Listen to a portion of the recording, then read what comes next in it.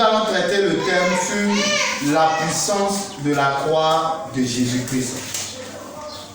La puissance de la croix de Jésus-Christ.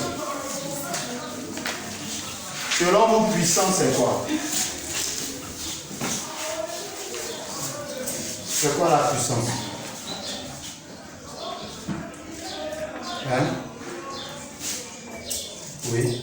Bon, selon puissance, une force, l'autorité. La force, l'autorité, oui. Tous mes pauses. Amen. Is not Alléluia. Amen. Que Dieu nous bénisse. Amen. Donc ce matin, nous sommes en train de parler de la puissance de la croix de Jésus-Christ.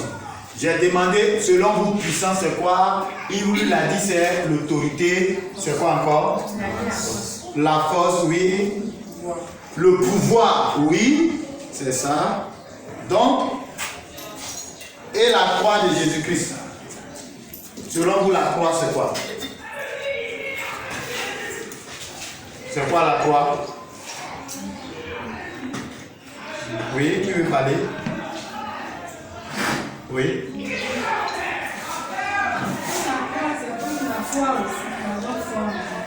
Elle dit la croix, c'est comme notre foi.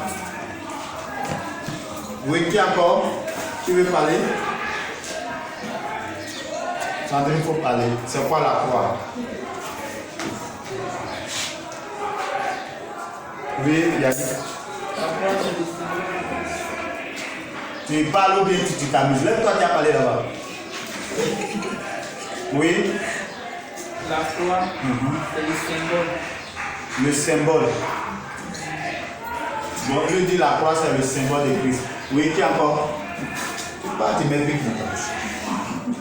Oui. C'est quoi la croix selon vous? Peut-être oui, Yves.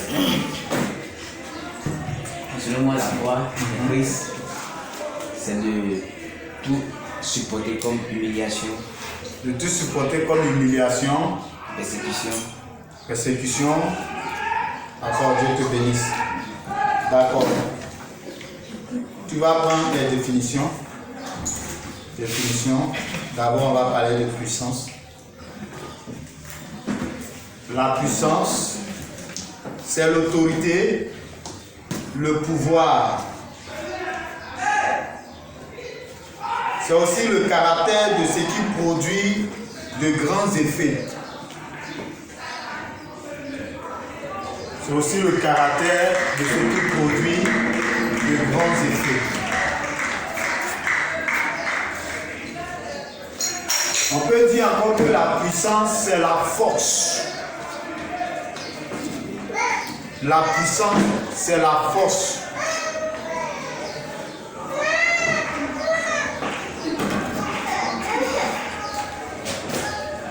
Donc la puissance, c'est l'autorité, c'est le pouvoir, c'est la force. C'est un caractère qui produit de grands effets.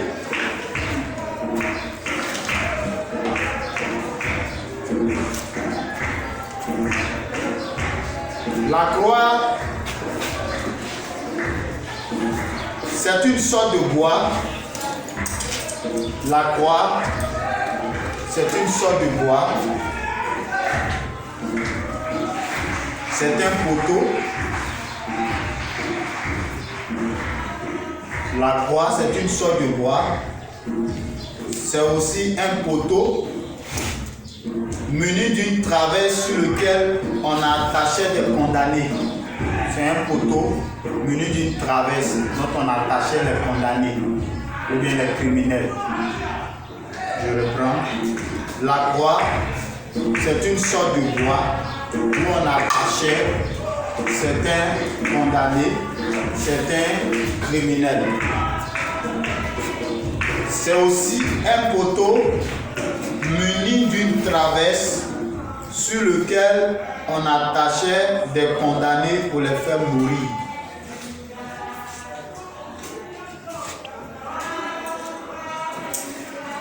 Donc, quand on parle de la croix de Christ,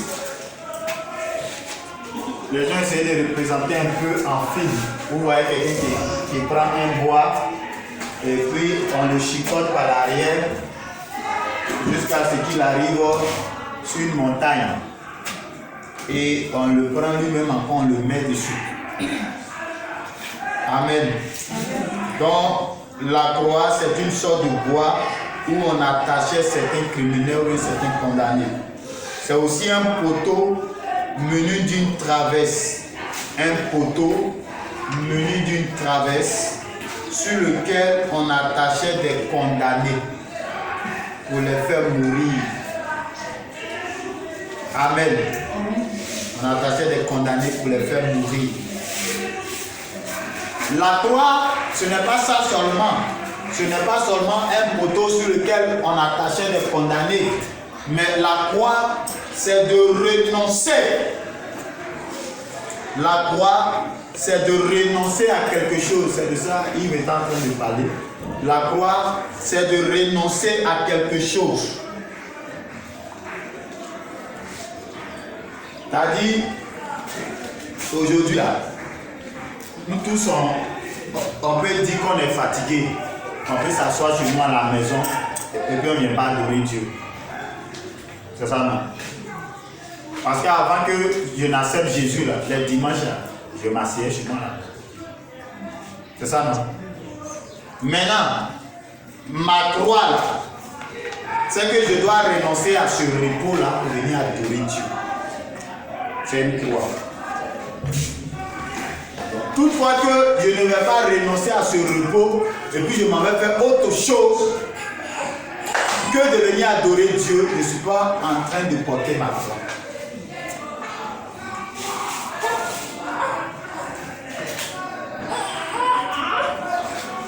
Amen. Amen. Donc la croix, c'est de renoncer à quelque chose. La croix encore symbolise aussi la souffrance. Ça symbolise la souffrance. Vous n'écrivez pas. La croix, ça symbolise aussi la souffrance, la honte, l'humiliation, la mort. La croix symbolise aussi de la souffrance, la honte, l'humiliation ou même la mort.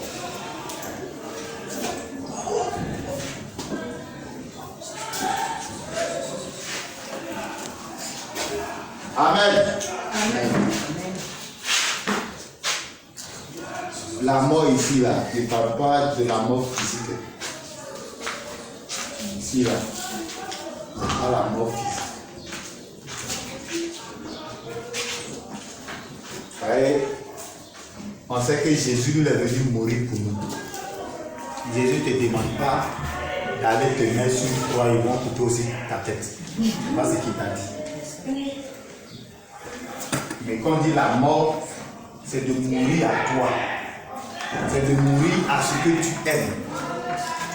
C'est de mourir à toute chose que tu peux aimer en dehors de Christ. C'est-à-dire, ce que tu aimes plus que Jésus là, tu dois mourir à ça. C'est de mourir à tes caractères. Mourir à ta chair, à ton moi. Amen. Ah, c'est un message très puissant. Amen. Amen. Gloire à Jésus. Amen. Petit 1. La croix de Jésus-Christ nous libère de la prison. La croix de Jésus-Christ nous libère de la prison. Nous prenons nos Bibles.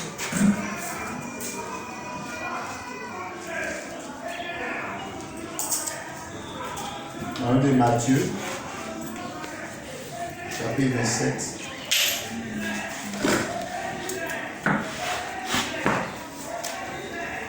Matthieu chapitre 27. Qui est avec moi? Si Sandrine te trouve, tu lis.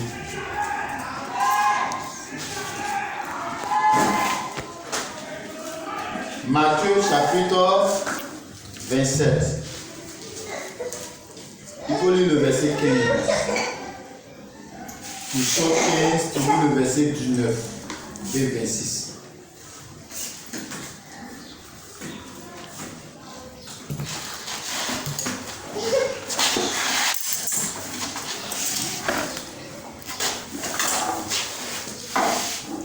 Matthieu chapitre 27, verset 15.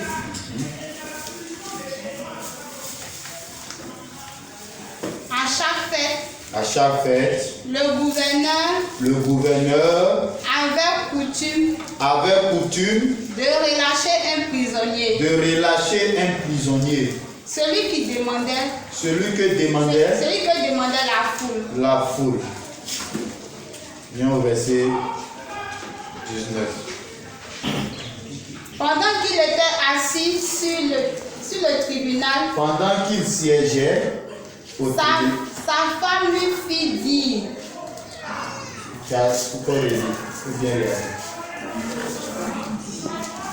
Pendant qu'il était assis sur le tribunal, sa femme lui fit dire qu'il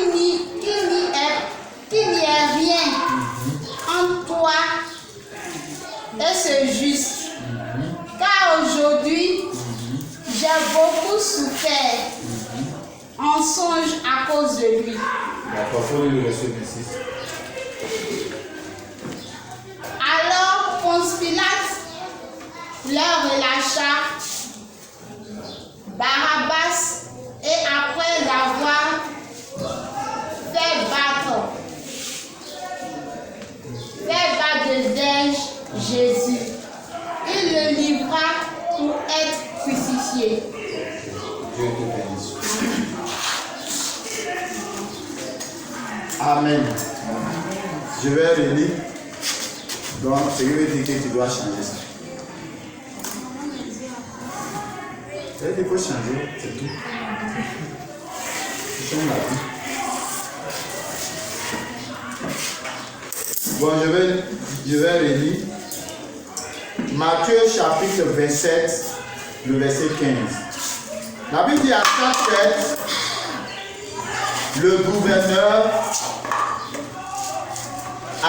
fête, le gouverneur avait coutume de relâcher un prisonnier, celui que demandait la foule. Il avait alors un prisonnier fameux nommé Barabbas. Je vais continuer. Nommé Barabbas, comme ils étaient assemblés, Pilate leur dit, lequel voulez-vous que je vous relâche, Barabbas ou Jésus, qu'on appelle le Christ? Car il savait que c'était par envie qu'il avait livré Jésus. Pendant qu'il siégeait au tribunal, sa femme lui fit dire qu'il n'y ait rien entre toi et ce juste, car aujourd'hui j'ai beaucoup souffert en songe à cause de lui. Verset 26. Alors Pilate leur relâcha Barabbas, et après avoir fait battre de verre Jésus, il le livra pour être crucifié. Alléluia. Le thème, c'est la puissance de la croix de Jésus-Christ. La croix a une puissance. La croix de Jésus-Christ a une puissance. La Bible nous dit que Jésus-Christ était sur la terre. Il est venu sur la terre. La Bible dit qu'il a pris la forme de l'homme. Et il est venu sur la terre. Il est né comme toute autre personne naisse. Mais lui, sa conception n'a pas été comme la conception des autres hommes. Sa conception a été un miracle. Une femme qui n'avait jamais connu d'homme. Le Saint-Esprit Saint-Esprit va venir sur cette femme du nom de Marie. Et lorsque le Saint-Esprit est venu sur cette femme du nom de Marie, la Bible dit que cette femme est tombée enceinte. Alléluia. C'est pourquoi je vous disais que sa naissance n'a pas été comme, sa conception n'a pas été comme la conception des autres hommes. Alléluia. Donc ce qui veut dire que sa naissance a été une naissance miraculeuse. Gloire à Jésus. Et la Bible nous dit qu'il est venu sur la terre. Il a dit aux hommes que le royaume des cieux était descendu vers eux. Il a dit aux hommes que le royaume des cieux était venu vers eux. Pourquoi le royaume des cieux était venu vers eux? Parce que Jésus-Christ représentait lui-même le royaume des cieux. Parce qu'en lui habita toute plénitude. La Bible dit qu'en Jésus-Christ habite toute plénitude. Et lorsqu'il était sur la terre, toute la plénitude de Dieu était en lui. Toute la domination de Dieu était en lui. Toute l'autorité de Dieu était en lui. Alléluia. Gloire à Jésus. Gloire au Seigneur. Et la Bible va nous dire que Jésus-Christ, lorsqu'il a fini sa mission sur la terre, ça restait la grande mission même qu'il était venu accomplir, celui d'aller à la croix. Alléluia. Et le premier point que nous sommes en train de traiter, nous sommes en train de traiter la croix de Jésus-Christ nous libère de la prison. La Bible dit que Jésus va être arrêté. Et lorsqu'il a été arrêté, la Bible dit que le chapitre 26 va nous dire que les gens vont le conduire devant le tribunal. Alléluia. De Caïphe. À ce moment, Caïphe était le souverain sacrificateur. Et la Bible dit que les gens vont chercher des condamnations, des accusations contre lui. Et les gens vont faire venir des témoins.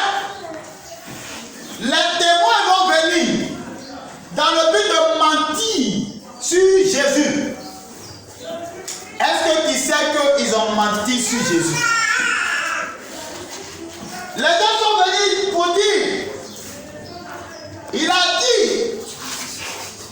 qu'il va détruire le temple et que 3 jours après, il va rebâtir le temple. Bien aimé, le langage de Dieu n'est pas le langage des hommes. Parce que lorsque Jésus parlait qu'il allait rebâtir le temple, il ne parlait pas du temple physique de Jérusalem qui était construit. Il parlait de son propre corps qui représente le temple. Et la Bible dit que les gens vont l'accuser pour dire qu'il a dit qu'il allait détruire le temple physique de Jérusalem. Mais là encore, les gens n'ont pas trouvé de condamnation. Parce qu'il fallait qu'on trouve une condamnation pour pouvoir le condamner. Mais tous les témoins qui sont venus, leur condamnation, leur mensonge ne tenait pas. Leur mensonge n'avait pas de poids. Leur mensonge n'avait pas d'autorité. Leur mensonge n'avait pas de capacité. Donc Jésus ne pouvait pas être condamné. Donc les gens cherchaient comment l'accuser, comment le condamner. Alléluia. Amen. Mais quelque chose va se passer. La Bible dit que même Caïphe va regarder en Jésus, il ne va pas trouver de fraude. Caïphe, le souverain sacrificateur, en son temps. Et voici, ils vont lui poser la question. Est-il le Fils de Dieu? Et Jésus va leur répondre, je le suis. Et c'est ce qui même les scandalisait parce qu'il dit qu'il est le Fils de Dieu. Jésus dit, il est le Fils de Dieu.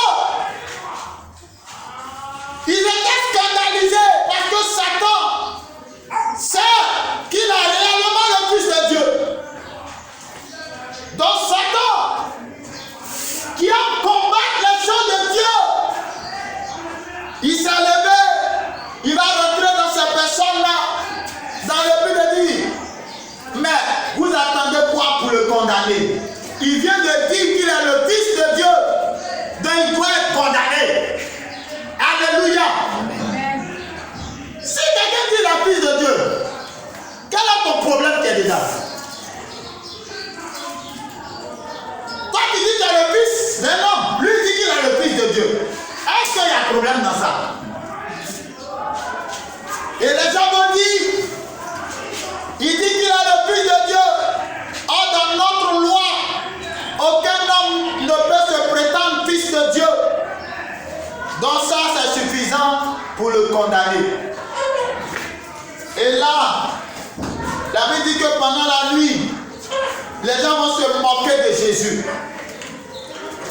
Et même quand il a dit qu'il est le Fils de Dieu, vous savez ce qui s'est passé? Ils ont craché sur son visage. Bien-aimé, c'est pourquoi tu dois comprendre ces choses. Comprendre qu'ils ont craché sur le visage de Jésus. Tu dois comprendre qu'ils ont craché sur son visage. Imagine crachat de quelqu'un, d'un soldat pendant la nuit. Depuis, c'est pas encore brossé. Et puis, il crache sur le visage de son créateur. Bien. Quelle méchanceté. Quelle méchanceté. Alléluia. Amen. Et la Bible nous dit, le lendemain, ils vont l'enlever de chez Caïphe. Et puis ils vont le conduire devant Pilate, qui était en son temps le gouverneur. Alléluia, de Rome en Israël. Alléluia. Amen. Gloire à Jésus. Amen. Et la Bible dit, le peuple va commencer à crier qu'ils n'ont qu'à crucifier Jésus. Et la femme de Pilate, toute la nuit a été troublée par le Saint-Esprit. Dans un songe. Et il va venir vers son mari pour dire, mon mari, à cause de ce temps, toute la nuit je n'ai pas dormi. Tu ne dois rien avoir dans ça. Enlève ta main dans leur histoire. Enlève ta main dans leur histoire. Et quand tu lis, la Bible dit qu'à chaque fête, le gouverneur avait pour coutume de relâcher un prisonnier. Alléluia. Amen. Et la Bible va nous dire que le verset 18, car Pilate même savait que c'était par envie qu'ils avaient livré Jésus. C'est-à-dire eux-mêmes, par leur propre envie, ils décident de livrer Jésus par leur propre envie, par leur propre méchanceté, par leur propre égoïsme.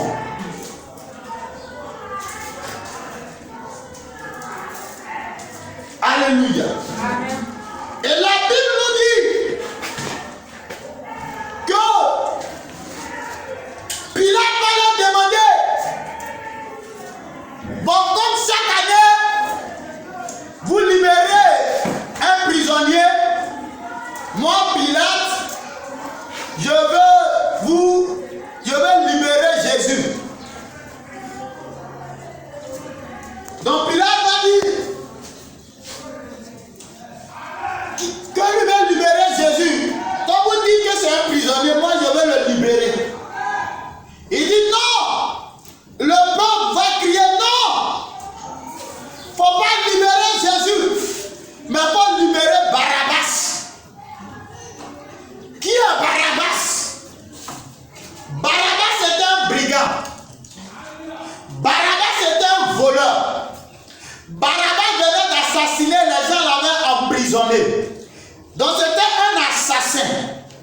Barabbas était un tueur.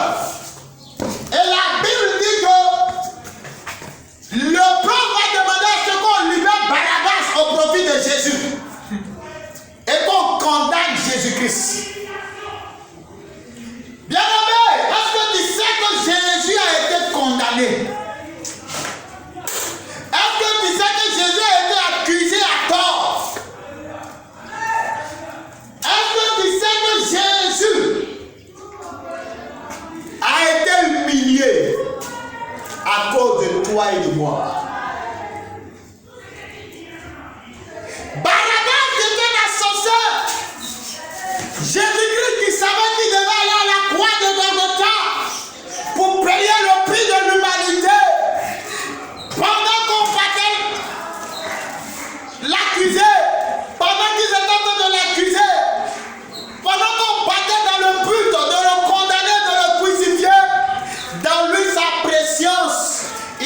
décidé que ce jour-là, un voleur soit relâché.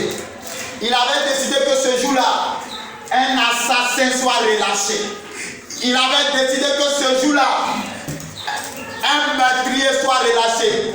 Il avait décidé que ce jour-là, un impudique soit relâché.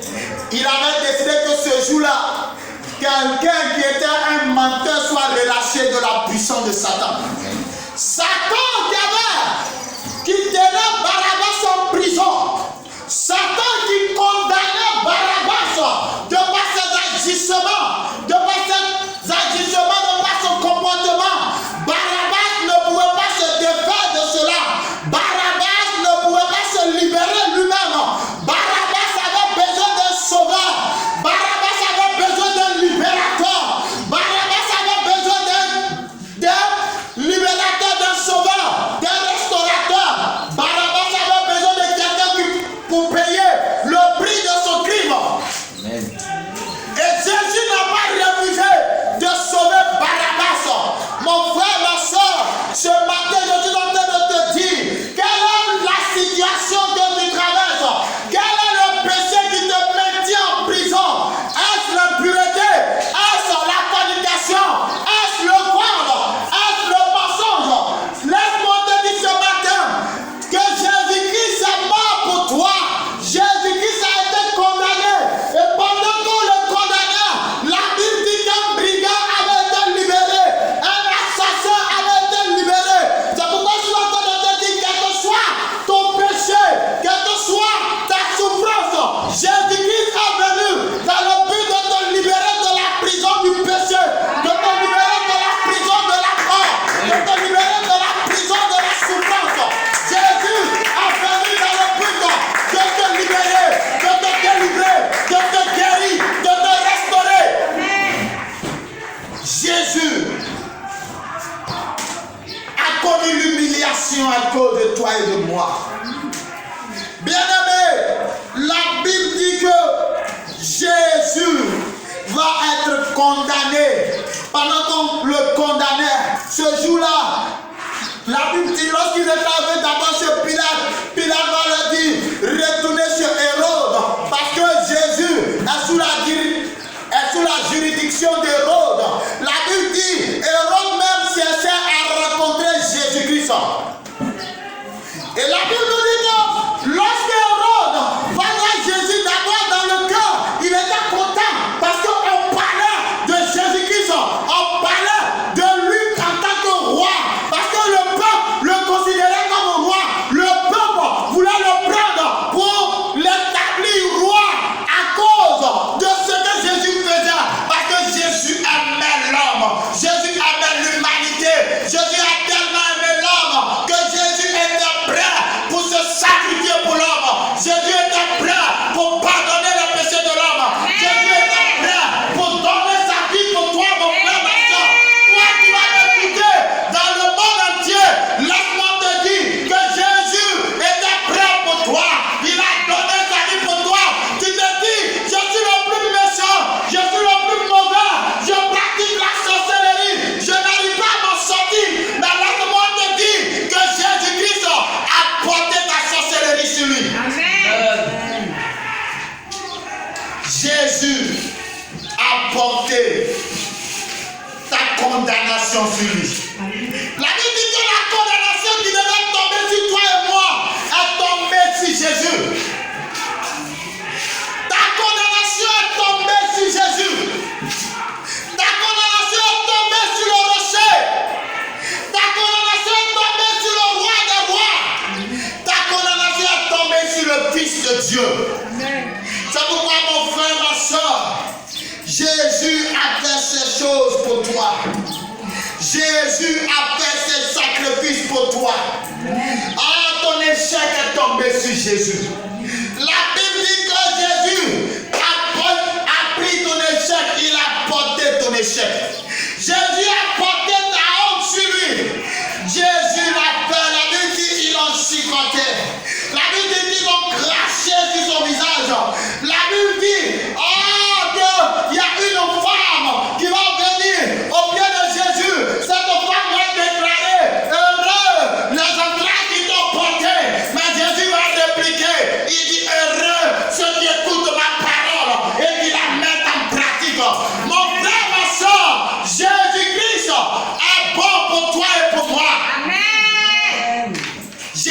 est Seigneur. Jésus est Dieu.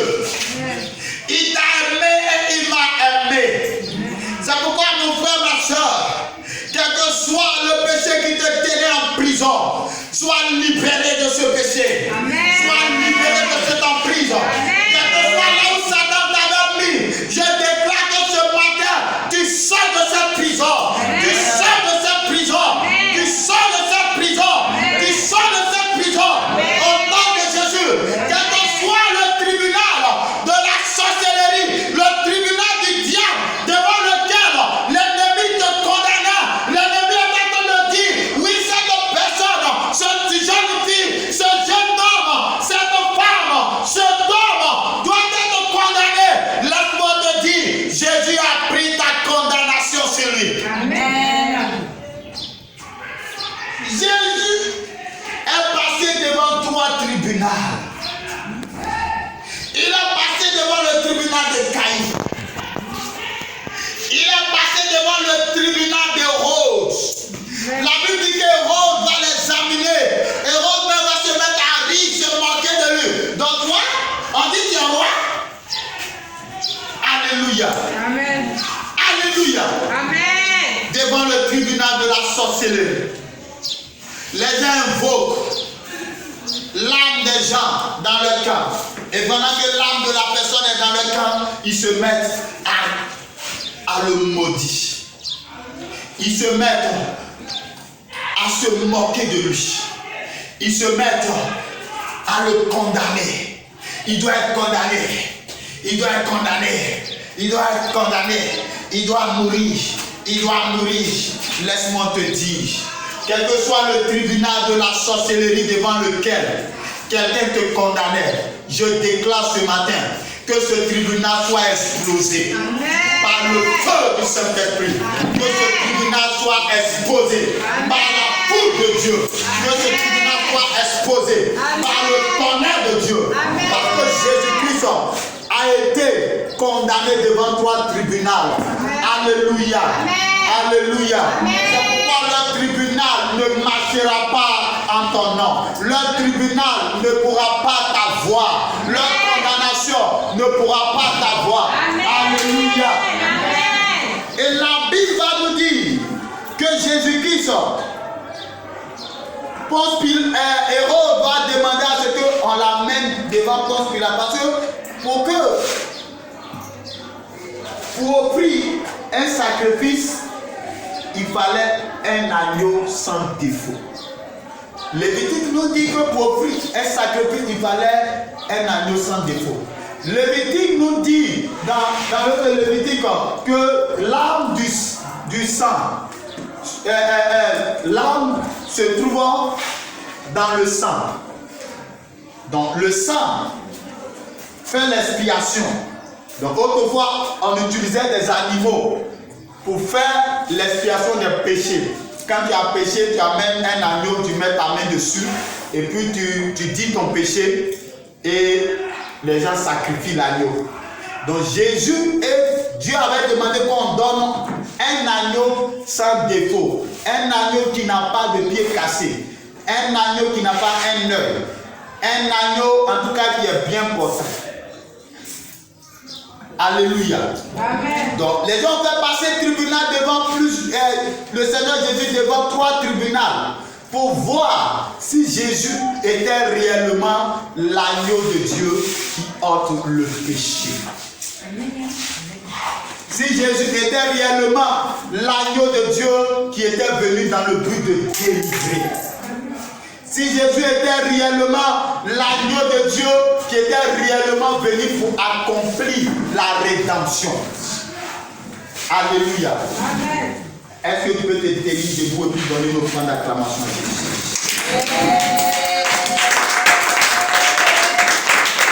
Alléluia. Et la Bible dit, devant ces trois tribunaux, Jésus va être déclaré non coupable. Amen. Jésus a été déclaré non coupable qui n'avait pas de péché. Jésus va être déclaré saint.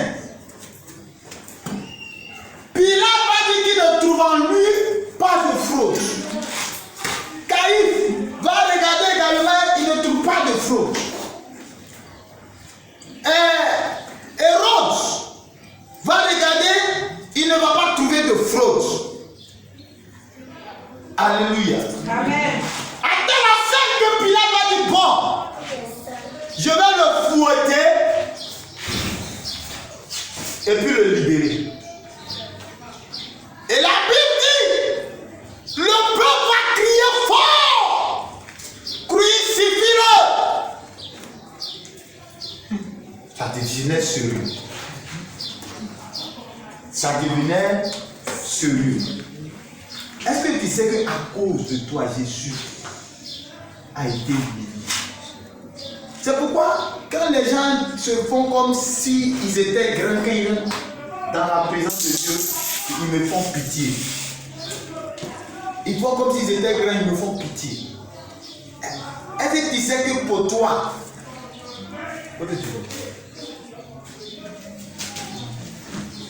est-ce que tu sais que pour toi, Jésus a souffert?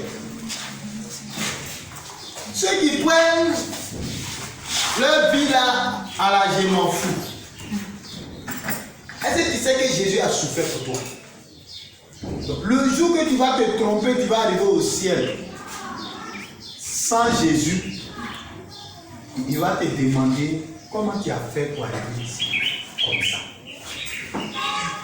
Alléluia. Amen. Alléluia. Amen. Il va te dire, pour toi, mon fils, pour toi, ma fille, j'ai été condamné. Malgré que je n'avais pas de faute, j'ai accepté de mourir pour toi. J'ai accepté les injures des hommes. J'ai accepté le fouet des hommes. Tout ça pour te délivrer parce que, à cause de l'amour que j'avais pour toi, je devais passer par là, moi qui suis Dieu, pour que toi tu sois racheté de la prison dans laquelle Satan t'avait mis. Pour que toi tu sois racheté de la sorcellerie. Tu sois racheté de ton mensonge. Tu sois racheté de ton vol. Tu sois racheté de ton impudicité. Pour que toi tu sois racheté et que tu deviennes juste. Tu deviennes mon enfant. Alléluia. Amen. Et la Bible dit, le peuple va dire, crucifie-le. Et Pilate va dire, apportez-moi de l'eau. Et on lui apporta de l'eau. Il dit, ça, je n'ai rien à voir dessus, dedans. Je lave ma main dans votre affaire. Et la Bible dit que Pilate va laver sa main. Et le peuple juif va dire que son sang retombe sur eux. C'est pourquoi eux aussi ont souffert aussi dans le monde.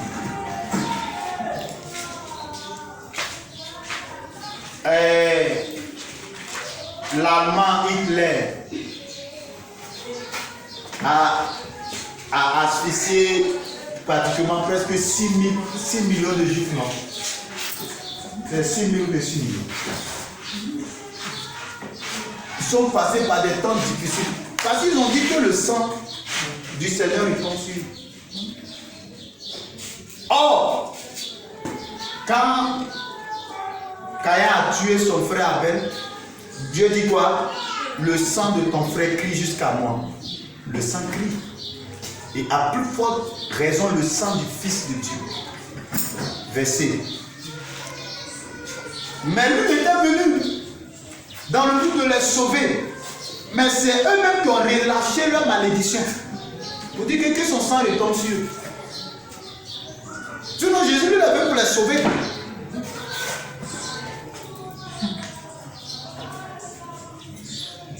Jésus est venu pour sauver tout le monde. Alléluia. Comme leur langue les démangeait, ils ont prononcé eux-mêmes leur sentence. Amen. Amen. Et la Bible nous dit que Pilate va laver sa main, il va dire, moi je n'ai rien à voir dedans. Et la Bible nous dit que Jésus a été condamné. Et la Bible dit qu'il va prendre la croix. Les gens vont Les gens l'ont frappé d'abord la nuit, jusqu'à matin. Ils vont le trimballer chez Hérode. Après chez Hérode, ils vont le trimballer encore chez Pilate. Dans ça, au final, leur verdict est tombé. Ils doivent crucifier Jésus. Mais Jésus nous le faisait par amour pour nous. Et pendant que Jésus est en train de le faire, la Bible dit que le royaume des ténèbres jubilait. Satan était content. Satan dansait avec ses démons, ses anges déçus. Pour dire nous l'avons eu. Nous l'avons eu. Nous l'avons eu. Nous l'avons eu. Et certainement, comme il était le maître de la louange, certainement il avait ses fanfares. Et puis il faisait nous l'avons eu. Et puis tous dansaient dans leur royaume. Et tous dansaient dans leur royaume. Mais Jésus lui l'a fait à cause de l'homme. À cause de toi qui es en train de m'écouter. À cause de moi qui suis en train de parler. À cause de tous ceux-là qui ne le connaissent pas. Je viens vous dire que Jésus-Christ a payé le prix pour toi. Toi qui m'écoutes. Il est mort pour toi. Il a souffert pour toi. La Bible dit va porter la croix jusqu'à Golgotha. Quelqu'un qui a la croix, on le chicote. Jusqu'à ce qu'il arrive à la croix. Tellement le diable était déchaîné contre lui. Et puis Satan vient et dit, tu ne pourras pas payer le prix. Tu ne pourras pas payer le prix. Mais la Bible dit Jésus a tenu. Parce que Satan lui pensait qu'en le crucifiant, il avait gagné la bataille. Or, dans la présence et dans la sagesse de Dieu, il devait passer par là pour racheter l'humanité. Alléluia. Et Jésus est parti sur la croix. La Bible dit qu'ils l'ont pointé. Il a demandé de l'eau, on lui a donné du vinaigre. Toi-même là, tu bois vinaigre. Et puis, ton Seigneur, c'est lui qui va vilipender avec le péché. Tu vas te traîner encore dans le péché.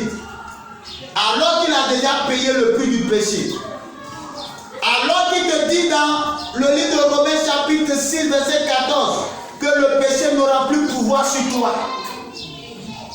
Et puis toi tu continues de marcher dans le péché. Tu continues. Et la Bible dit que quand tu marches dans le péché, c'est comme si tu étais en train de le crucifier. Si tu marches encore dans le mensonge, la colère, la haine, la rancune, laisse-toi libérer. Parce que Jésus a payé le prix pour toi. Aucun homme, aucune femme, aucune personne ne pouvait payer le prix pour toi. Il fallait que le Fils de Dieu vienne mourir pour toi. Il a connu la douleur.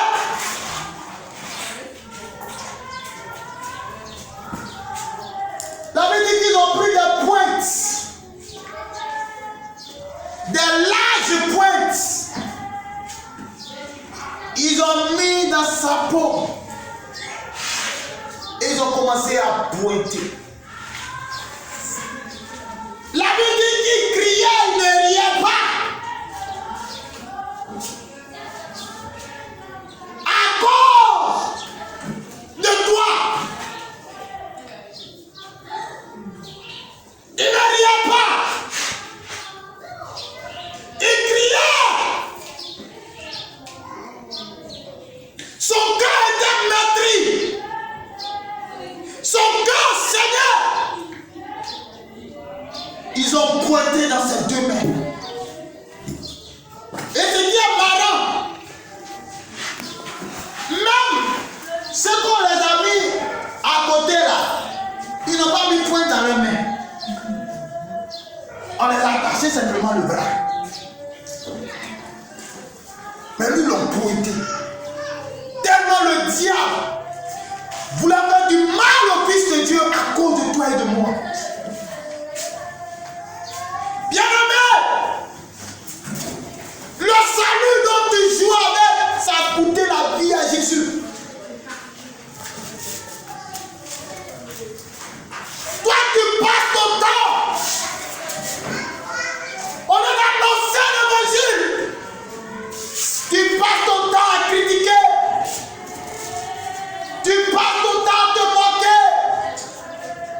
Tu te dis ta vie dépend de toi. Je m'en fous, c'est ma vie, je fais de ça ce que je veux. Ta vie a coûté la vie à Jésus. Donc si tu comprends bien la rédemption, ça veut dire que tu appartiens à Jésus. Donc ce qu'il te demande de faire, c'est ce que tu dois faire. Parce que tu n'avais pas, tu ne peux pas te libérer. Tu ne peux pas sortir de la prison. Tu es emprisonné par les rivières. Tu es emprisonné par les forêts. Par les esprits de forêt. Par les esprits de cailloux. Tu es emprisonné. Il fallait quelqu'un pour te sauver. Et Dieu a envoyé son fils unique. Il n'a pas envoyé son deuxième fils. Il avait dit son fils unique. Son fils unique qu'il aimait.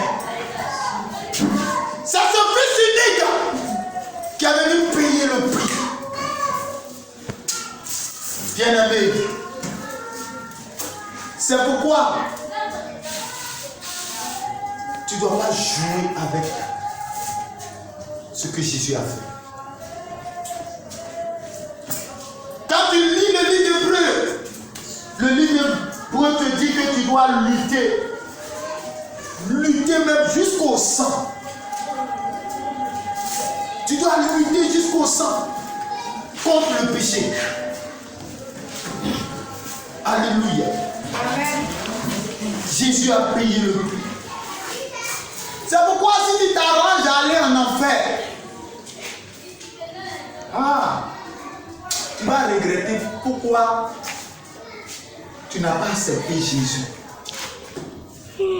Pourquoi tu n'as pas obéi à ses principes. Alléluia. Amen. Bien-aimé, toi tu dis que tu as accepté Jésus, tu dois obéir au principe de Jésus qui est la parole. Alléluia. Et les hommes sont devenus égoïstes. C'est-à-dire, Dieu, il faut ce qu'il veut. Il faut regarder là où Jésus est passé. Lis bien ta Bible. Lis bien ta Bible. Regarde là où il est passé. Ils ont pointé ses deux mains, pointé ses deux pieds. Alléluia. Amen. La souffrance, il a connu ça. La douleur, il a connu ça. C'est pourquoi il s'est libéré ceux qui traversent des douleurs. C'est pourquoi il s'est libéré ceux qui traversent qui ont des souffrances. C'est pourquoi il peut guérir le cœur de quelqu'un dont son cœur a été brisé parce qu'il est passé par là. Il est passé par là. Ceux qui sont accusés injustement, il les justifie. Parce qu'il a été accusé injustement. Jésus t'aime. Jésus t'aime. Et Jésus est venu te libérer de la prison. C'est pourquoi ce matin, sors de toute prison. Au nom de Jésus. La Bible dit que Satan jubilait. Et pendant qu'il était sur la croix, la Bible dit qu'on lui avait donné du vinaigre. La Bible dit qu'ils ont déchiré ses vêtements. Ils ont déchiré les vêtements sur lui. Et puis les soldats ont commencé à lutter. Cela dit simplement, cela dit, bon, il dit, bon, si c'est comme ça, on va tirer au sort. Celui qui le sort va tomber, ça lui appartiendra le vêtement. Alléluia. Alléluia. Amen. La Bible va nous dire qu'il y a un soldat qui a pris un marteau, il voulait casser les pieds de Jésus pendant qu'il était sur la croix. Mais la Bible a mentionné que ses os ne se sont pas broyés. Donc ce n'est pas toi l'homme qui a venu casser ses os. Alléluia. Amen. Il n'a pas pu casser ses os. Mais par contre, la Bible a dit que son côté était percé. Il y a un autre soldat qui a percé son côté. La Bible dit que quand il a percé, l'eau et le sang sont sortis. Alléluia. Le sang de Jésus a coulé. Et ce qui est intéressant, la Bible dit que lorsque Jésus va crier, Père, pourquoi m'as-tu abandonné? Et après il va dire, Père, je te remets mon esprit. Mais quand la Bible dit qu'il a rendu l'âme et que le goût de son sang a touché le sol, la Bible dit qu'il a eu un tremblement de terre. La Bible dit que tout Jérusalem était devenu noir, on ne voyait personne pendant 3 heures de temps. Et le voile du temple s'est déchiré. Et désormais, la Bible dit, quiconque invoquera le nom du Seigneur Jésus sera sauvé. Amen. Quiconque invoquera son nom ne sera pas condamné, mais il sera sauvé. Amen. C'est pourquoi ce matin, ce qui te retient en prison, Jésus est capable de te faire sortir parce qu'il t'a déjà même fait sortir. Amen. Si et seulement si tu le veux, tu ne vas pas rester là. Amen. Alléluia. Amen. Gloire à Jésus. Amen. Gloire au Seigneur. Amen. La croix de Christ nous donne la liberté. Et la Bible dit qu'il n'y a plus de condamnation pour ceux qui sont en Jésus-Christ. Si tu es en Jésus-Christ, il n'y a plus de condamnation en toi. Le diable ne peut plus te condamner parce que ta condamnation est tombée sur Jésus. Le diable n'a plus le droit de te mettre en prison si et seulement si tu marches, tu invoques Jésus. Chaque jour tu l'invoques, il devient ton Seigneur. Le diable ne peut plus te condamner. C'est lui seul qui sauve. C'est lui seul qui libère de la prison du diable. C'est lui seul qui peut te justifier. C'est lui seul qui peut te guérir. Il veut te guérir de la prison de la maladie. Il veut te guérir de la prison de la pauvreté.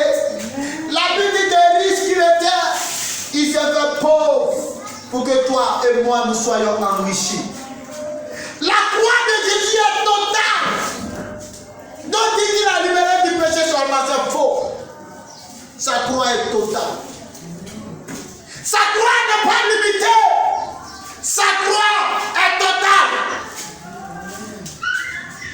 Jésus t'a libéré de l'emprise de la pauvreté, de l'emprise du diable. Sa croix n'a pas de limite. Si toi tu dis qu'il t'a libéré du péché seulement et que tu le limites là, c'est là seulement va se limiter dans ta vie. Mais Jésus, sa croix est totale. Ce matin, nous allons nous arrêter là. On va se tenir debout.